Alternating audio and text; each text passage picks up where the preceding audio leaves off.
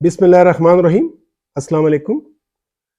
पूरी दुनिया में बशमूल पाकिस्तान मार्च का महीना कोलोरेक्टल कैंसर यानी बड़ी आंत के कैंसर के बारे में पब्लिक अवेयरनेस यानी आवाम में आगाही पैदा करने के लिए मनाया जाता है। लिहाजा इस वीडियो में मैं आप लोगों के साथ शेयर करूंगा कि कोलोरेक्टल कैंसर क्या होता है, ये कितना आम है, क्यों हमें कोलोरेक्टल कैंसर के बारे में बात करनी चाहिए, इससे मुतल्लिक़ ख़तरात क्या हैं, कोलोरेक्टल कैंसर्स की इलामात क्या होती हैं और वो कौन से अफराद हैं जिनमें कोलोरेक्टल कैंसर का रिस्क ज़्यादा होता है और कोलोरेक्टल कैंसर से अपने आप को हम कैसे बचा सकते हैं। तो कोलोरेक्टल कैंसर से मुराद बड़ी आंत में कहीं पे भी पाया जाने वाला कैंसर है या सरतान है। अमूमन ये नीचे से बड़ी आंत के निचले हिस्से पे जहाँ पे फुजला खारिज होता है या जहाँ पे फुजला स्टोर होता है तो जिसको रेक्टम बोलते हैं, और एनल केनाल भी और डिसेंडिंग कोलोन यानी बड़ी आंत का जो निचला हिस्सा है, निचला तकरीबन कोई 30-40 सेंटीमीटर का जो हिस्सा है, यहाँ पे सबसे ज़्यादा कोलोरेक्टल कैंसर बनता है। लेकिन ये कोलोनिक कैंसर बड़ी आंत में कहीं पे भी हो सकता है, लेकिन ज़्यादातर ये नीचे 30 से 40 सेंटीमीटर में ये सबसे ज़्यादा पाया जाता है। लेकिन ये बड़ी आंत में कहीं पे भी पैदा हो सकता है। बड़ी आंत को हम डॉक्टर्स हजरात मुख्तलिफ हिस्सों में तकसीम करते हैं, यानी इसको एक असेंडिंग कोलोन बोलते हैं। बड़ी आंत का वो हिस्सा जो कि पेट के नीचे हिस्से से ऊपर की तरफ जाता है, फिर ट्रांसवर्स कोलोन होता है जो कि दाएं से बाएं की तरफ मूव करता है, और उसके बाद डिसेंडिंग कोलोन होता है जो कि पेट लेफ्ट साइड पे पेट के ऊपर से नीचे तक जाता है, और फिर नीचे सेगमाइड कोलोन होता है और रेक्टम होता है।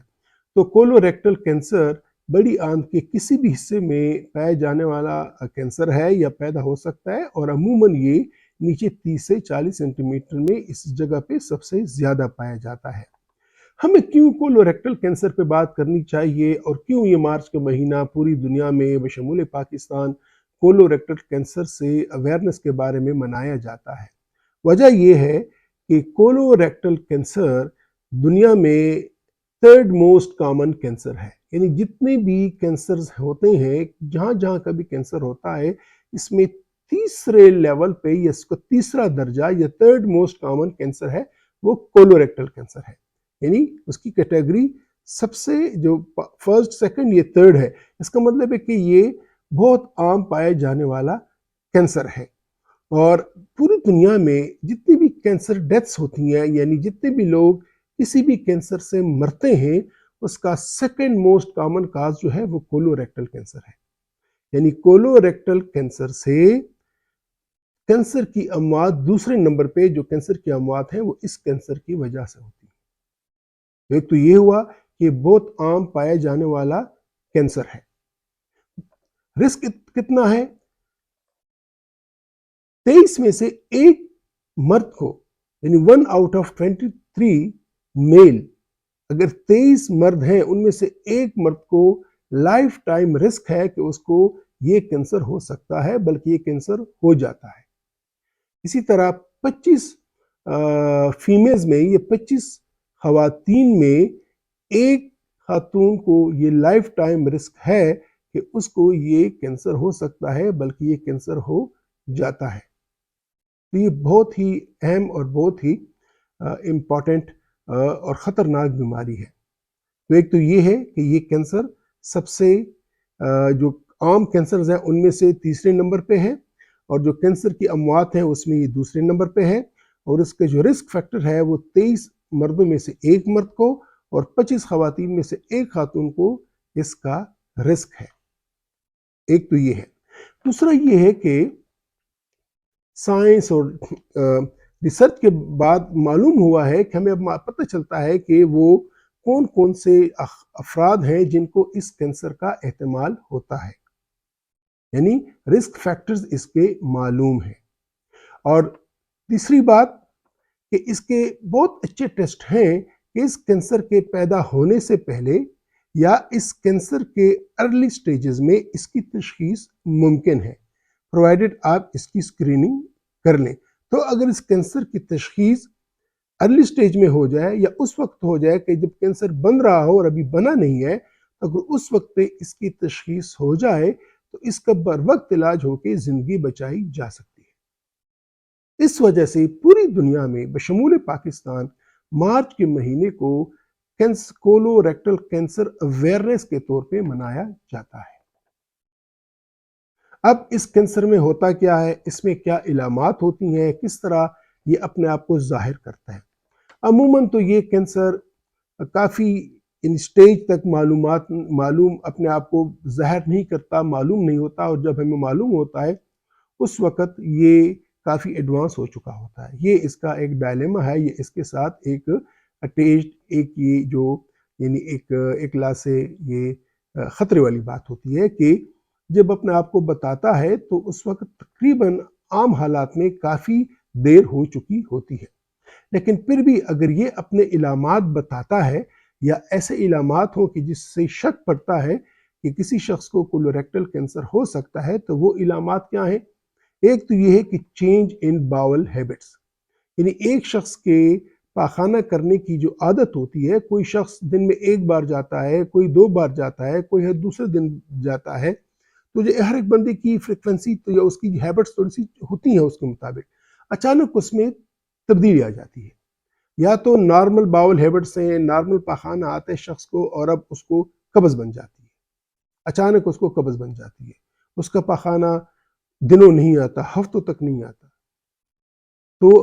ریسنٹ آنسیٹ کانسٹیپیشن، یا کبھی کبھار اس کو ڈائریا شروع ہو جاتا ہے، دست شروع ہو جاتے ہیں وداؤٹ اینی ریزنس۔ عموماً دستوں کی بیماری ہوتی، کوئی انفیکشن ہو جاتی ہے، گیسٹروٹائٹس ہو جاتا ہے، اس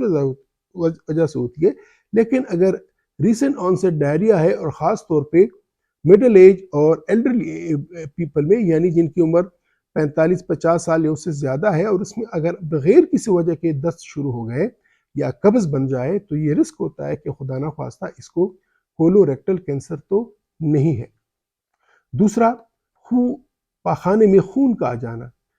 وداؤٹ اینی ریزنز آپ کو خون شروع ہو جاتا ہے، پاخانے میں خون آنا شروع ہو جاتا ہے، اور اس کے ساتھ اس میں کوئی برننگ یا کوئی جلن ملن نہیں ہوتی۔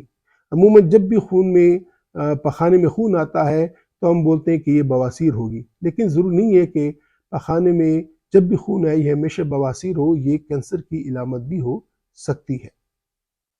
تیسری بات یہ ہے کہ پیٹ میں درد ہو جانا، یا پھر بغیر کسی وجہ کے وزن کا کم ہو جانا۔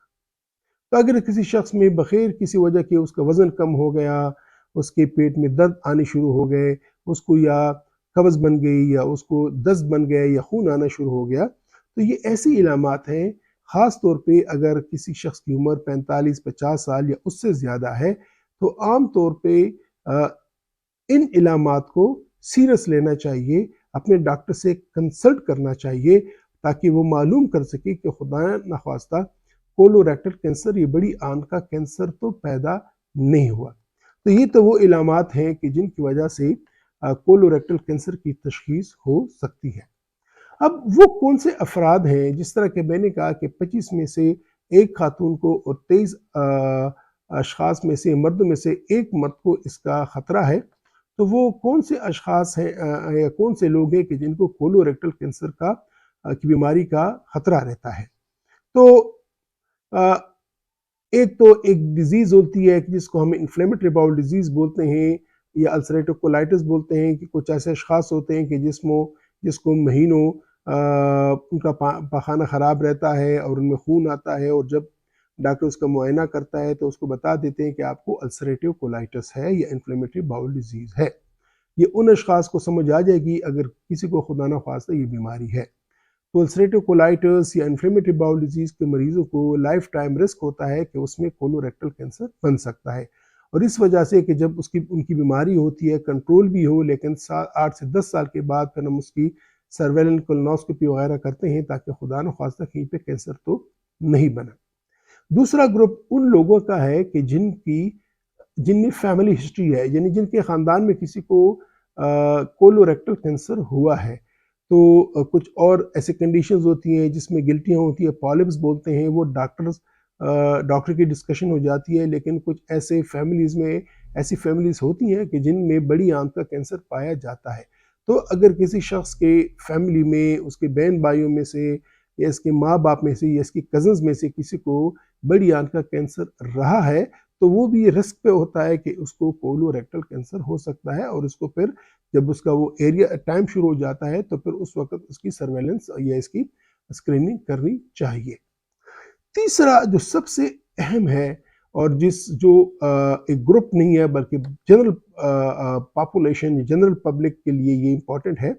کہ لائف سٹائل، وہ لوگ کہ جن کی سارا دن بیٹھ کے کام کر رہے ہوتے ہیں، آفس کا کام کر رہے ہوتے ہیں، ان کی ایکٹیویٹی نہیں ہوتی، ان کی فزیکل ایکٹیویٹی نہیں ہوتی، ان کا ایکسرسائز نہیں ہوتا، تو سیڈنٹری لائف سٹائل کے لوگوں کو بھی کولوریکٹل کینسر کا خطرہ ہوتا ہے، خاص طور پہ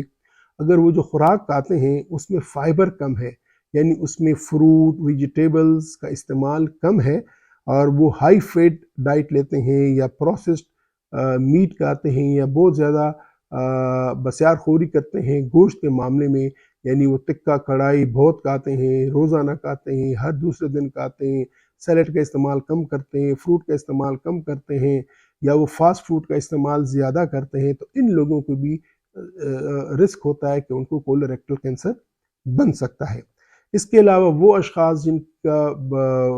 میں موٹاپا ہو، جن کا باڈی ویٹ زیادہ ہو، تو ان کو بھی کولوریکٹل کینسر کا خطرہ رہتا ہے۔ وہ لوگ جو تمباکو نوشی کرتے ہیں، ٹوبیکو، چاہے وہ نسوار ہے، چاہے وہ سگریٹ ہے، چاہے وہ حقہ ہے، چاہے وہ شیشہ ہے، کسی بھی طور پہ ٹوبیکو اسموکنگ کولوریکٹل کینسر کے رسک کو بڑھاتی ہے۔ اس کے علاوہ وہ لوگ جو کہ الکوہل پیتے ہیں یا شراب نوشی کرتے ہیں، ان کو بھی کولوریکٹل کینسر کا رسک زیادہ ہو جاتا ہے۔ تو یہ وہ لوگ ہیں کہ جن کو کولوریکٹل کینسر کا رسک ہوتا ہے۔ ان کے علاوہ اگر اس میں کوئی بھی ایسا رسک فیکٹر نہیں ہے، ایج یعنی عمر اپنے طور پہ کولوریکٹل کینسر کا رسک دیتی ہے۔ وہ اشخاص کہ جن کی عمر 55-60 سال یا اس سے زیادہ ہو، ان کو کولوریکٹل کینسر کا شک پڑتا ہے۔ تو یا تو ینگ لوگ بھی ہوں گے کہ جن میں یہ رسک فیکٹرز ہوں گے جو میں نے بتائے، یا ایج اپنے طور بھی کولوریکٹل کینسر کا باعث بن سکتا ہے۔ تو کیسے معلوم ہو کہ آیا کسی شخص کو کولوریکٹل کینسر ہوا ہے یا نہیں ہوا ہے؟ تو اس کے لیے کولوریکٹل اسکریننگ کے ٹیسٹ ہوتے ہیں، اور وہ کولوریکٹل اسکریننگ کے ٹیسٹ کیا ہوتے ہیں؟ کولوریکٹل اسکریننگ کے ٹیسٹ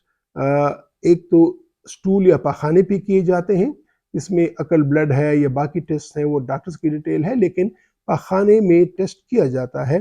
اور وہ ہر سال کیا جاتا ہے ان لوگوں کو جن کی عمر 45 یا 50 سال تک ہو جائے، اور اس کے بعد ان کا ہر سال پاخانے کا ایک ٹیسٹ کیا جاتا ہے جس میں دیکھا جاتا ہے کہ اس میں آیا خون کی آمیزش تو نہیں ہے، جس کو فیکل عقل بلڈ بولتے ہیں۔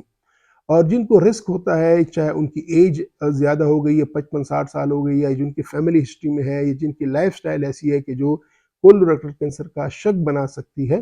تو ان میں تقریباً 3 سال میں ایک بار شروع میں، اس کے بعد 3 سال اور پھر 5 سال میں ایک فلیکسیبل سگمائڈوسکوپی کی جاتی ہے کہ وہ نیچے بڑی آنت کا تقریباً 30 سے 40 سینٹی میٹر کا معائنہ کیا جاتا ہے، اور دیکھا جاتا ہے کہ آیا اس میں کہیں پہ کوئی ایسا زخم یا کوئی گلٹی تو نہیں بنی جو کہ کولوریکٹل کینسر بنا سکتی ہے۔